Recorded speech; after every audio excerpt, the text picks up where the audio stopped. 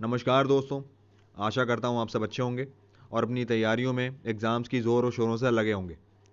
और मैंने पिछले वीडियोस में जो करंट अफेयर स्टैटिक जी के क्वेश्चन कराए हैं, मैं ऐसी उम्मीद कर रहा हूँ कि आप उन्हें रिवीजन कर रहे होंगे, उन पे ध्यान दे रहे होंगे क्योंकि वो बहुत इंपॉर्टेंट क्वेश्चंस हैं। तो आज की वीडियो में हम थोड़ा हट के बात करेंगे करंट टॉपिक के बारे में, जो कि है नोबेल पुरस्कार 2020।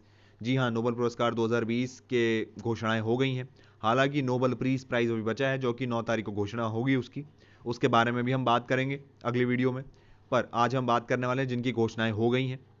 इसमें हम जानेंगे इन वीडियो में कि नोबेल पुरस्कार क्या होता है, कौन इसे देता है, क्यों देता है, और इस साल किन किन लोगों ने किस किस श्रेणियों में, किस किस सेक्टर में नोबेल पुरस्कार जीता है। तो चलिए देर नहीं करते, शुरू करते हैं। तो देखो, जो नोबेल पुरस्कार है ये दिया जाता है एल्फ्रेड बेनहार्ड नोबल जो थे, ये हुए थे 1833 में। इन्होंने अपनी वसीहत में लिख दिया था कि मेरे बाद मेरे जो संपत्ति रहेगी, इससे जो भी आने वाले लोग होंगे फ्यूचर में, जो अच्छा काम करेंगे, अलग अलग चीज़ों के लिए डिस्कवरियां करेंगे, उन्हें पुरस्कार दिया जाएगा मेरी संपत्ति से। ये उन्होंने अपनी वसीहत में लिख गए थे, ठीक है।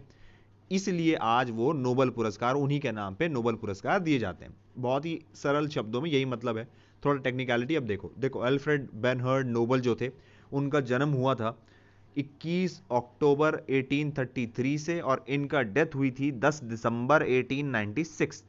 ठीक है, ये क्वेश्चन सब पूछे जाते हैं एग्जाम में, बहुत इंपॉर्टेंट है।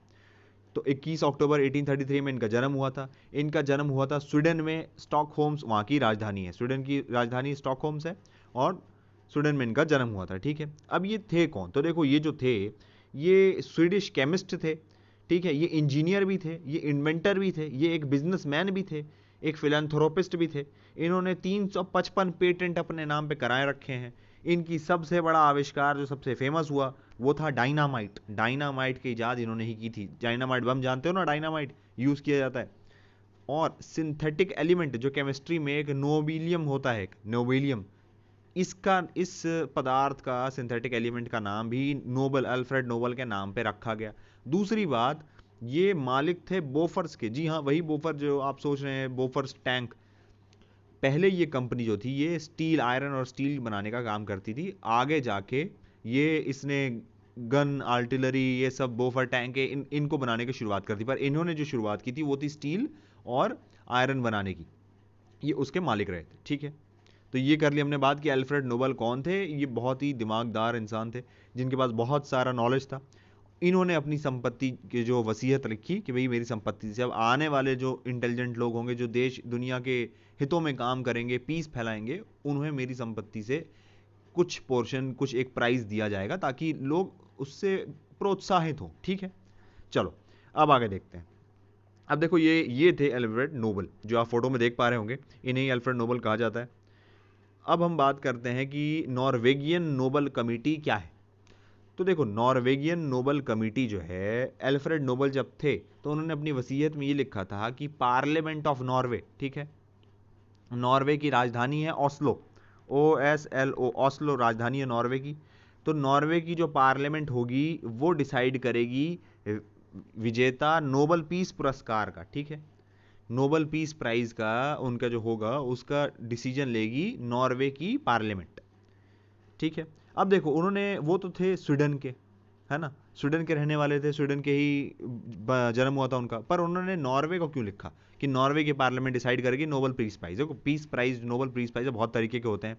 उसे साइंस में दिया जाता है, उसे फिजिक्स में, केमिस्ट्री में दिया जाता है, इकोनॉमिक्स में दिया जाता है, और पीस में भी दिया जाता है, ठीक है। इस तरीके से कई श्रेणियों में दिया जाता है।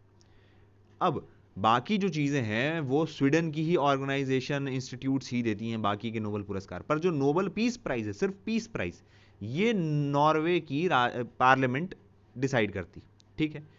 जिसे नॉर्वेगियन नोबल कमिटी, एक कमिटी घोषित की गई है, नॉर्वेगियन नोबल कमिटी, उसे वो कमिटी डिसाइड करती है, और ये पूरा का पूरा ध्यान रखती है वहाँ की नॉर्वे की पार्लियामेंट। तो 1905 से पहले नॉर्वे और स्वीडन, 1905 से पहले नॉर्वे और स्वीडन लगभग एक जैसे ही काम करते थे। एक नहीं थे, वहाँ के राजा एक थे, उनकी नीतियाँ एक थी। आप, अगर आपको दोनों कंट्रीज में से किसी से भी ट्रेड करना है तो आपको एक ही मापदंड मिलेगा। आप अगर एक से भी कर लेते हो तो दोनों से आपका मेल जोल हो जाएगा। अलग अलग एंटिटी नहीं थे वो, पर 1905 के बाद वो डिसोल्यूट हो गए, थोड़े अलग अलग एंटिटी बन गए, ठीक है। इस तरीके का कहा कुछ वहां चल रहा था। तो इसलिए जब उन्होंने जब रखा, क्योंकि वो उनकी डेथ तो 1896 में हो गई थी और 1905 में ये डिसोल्यूशन हुआ, तो उस टाइम दोनों एक जैसे ही काम करते थे, नॉर्वे स्वीडन, इसलिए उन्होंने नॉर्वे की पार्लियामेंट को ये कार्यभार दिया, ठीक है। अब देखो, नोबल फाउंडेशन मैनेज करती है, जो नोबल फाउंडेशन है, एक तो हमने बात कर ली नोबल नॉर्वेगियन नोबल कमिटी के बारे में, ठीक है। अब एक है नोबल फाउंडेशन।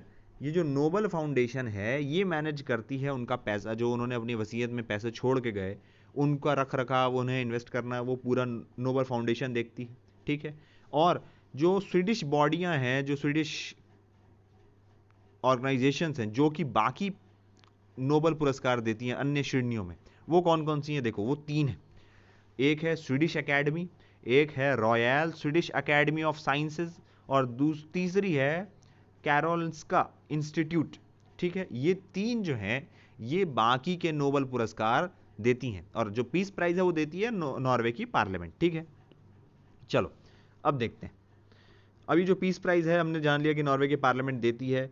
अब अभी एक क्वेश्चन इंपॉर्टेंट ये आ सकता है कि अभी जो ये जो कमिटी है, इसकी हेड, अभी जो चेयरपर्सन है, इसके चेयरपर्सन कौन है? तो देखो, इस कमिटी के चेयरपर्सन है बेरिट रेसन एंडरसन, ये चेयरपर्सन है, ठीक है, इस कमिटी के।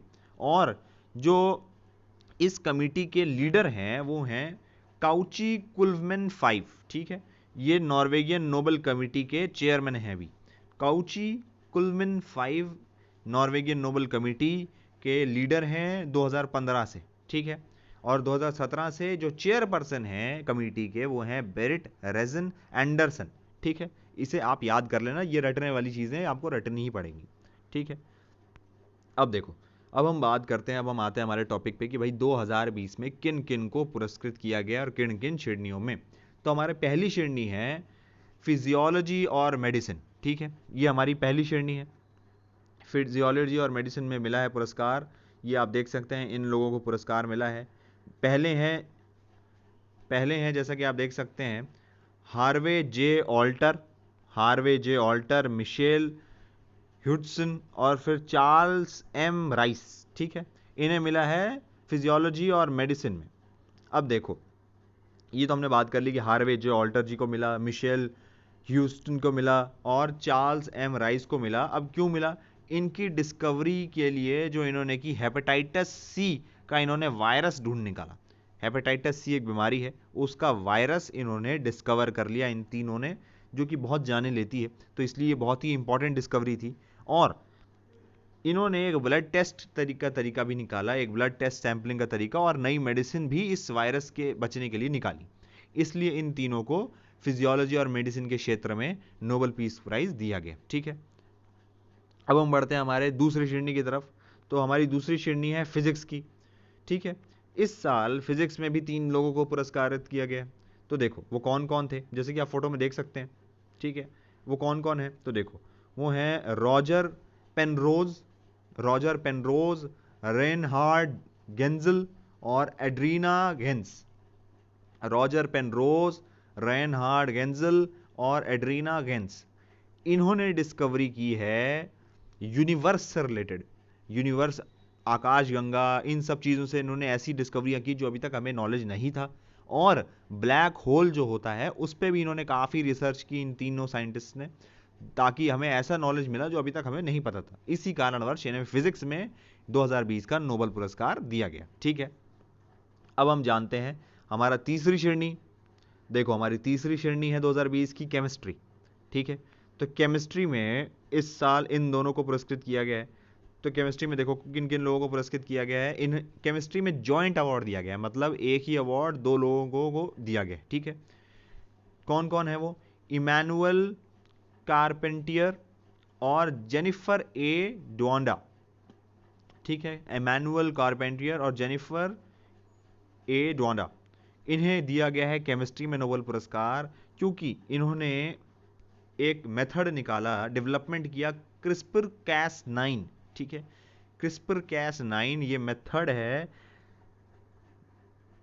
जेनोम एडिटिंग, ठीक है। जेनोम एडिटिंग का एक नया डेवलपमेंट इन्होंने किया, क्रिस्पर कैस 9, ये याद कर लेना, ये आ सकता है। क्रिस्पर कैस 9 में किसको नोबेल पुरस्कार मिला, क्या क्या डेवलपमेंट हुई इस साल, ठीक है ना, या इन लोगों को केमिस्ट्री में क्यों नोबेल पुरस्कार मिला, उसमें ऑप्शन दे देगा, उसमें से क्रिस्पर कैस 9 आपको टिक मारना है। जीनोम एडिटिंग, देखो जीनोम एडिटिंग क्या होती है, डीएनए, डीएनए जानते हो, डीएनए को मॉडिफाई करते हैं ये लोग, उसमें से डीएनए निकाल देते हैं, डिलीट कर देते हैं, उसे ऐड कर देते हैं ताकि कोई नई तरीके की चीज़ बन जाए, और भी इस पर रिसर्च चलती रहती। तो इन्होंने जीनोम एडिटिंग में क्रिस्पर 9 कैस 9 का डेवलपमेंट किया, इसी कारणवश इन्होंने केमिस्ट्री में इन्हें अवार्ड दिया गया। ये दोनों थे, जैसा कि आप देख पा रहे होंगे अभी स्क्रीन पे, ठीक है।